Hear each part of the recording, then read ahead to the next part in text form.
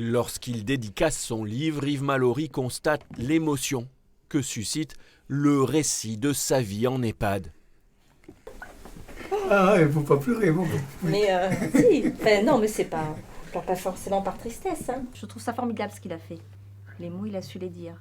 Je à pense fait. que beaucoup, pas que les résidents devraient le lire, les jeunes devraient le lire. Son témoignage raconte son quotidien parmi les 547 résidents de l'EHPAD du centre hospitalier de Périgueux. Alors, quand on rentre dans ma chambre, c'est mon chez moi, c'est mon domicile.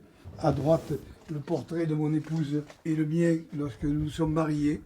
Toujours autonome à 89 ans, il s'est installé dans cette chambre il y a 4 ans C'est l'heure du goûter, mon chéri. pour être aux côtés de son épouse Christiane, atteinte de la maladie de Parkinson.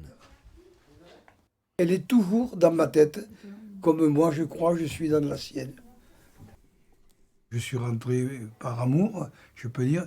J'avais une belle maison avec un grand parc derrière la colline, mais j'étais tout seul dans ma grande maison et je n'ai que le couloir à traverser pour être avec elle. Et c'est un grand bonheur pour moi.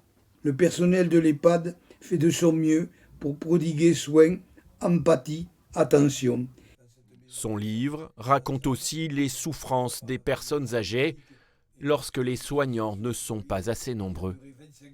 Le manque de personnel, c'est un problème qui me met même en colère. Vous savez, c'est horrible quand vous voyez des gens couchés alors qu'ils pourraient être debout. Mais on est impuissant contre ça.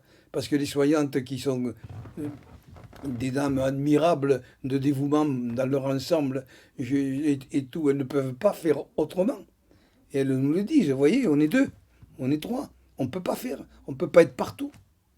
Ancien postier, militant associatif, Yves Mallory est le représentant des résidents de son EHPAD. C'est à eux qu'il destine tous les bénéfices de la vente de son livre pour améliorer le quotidien.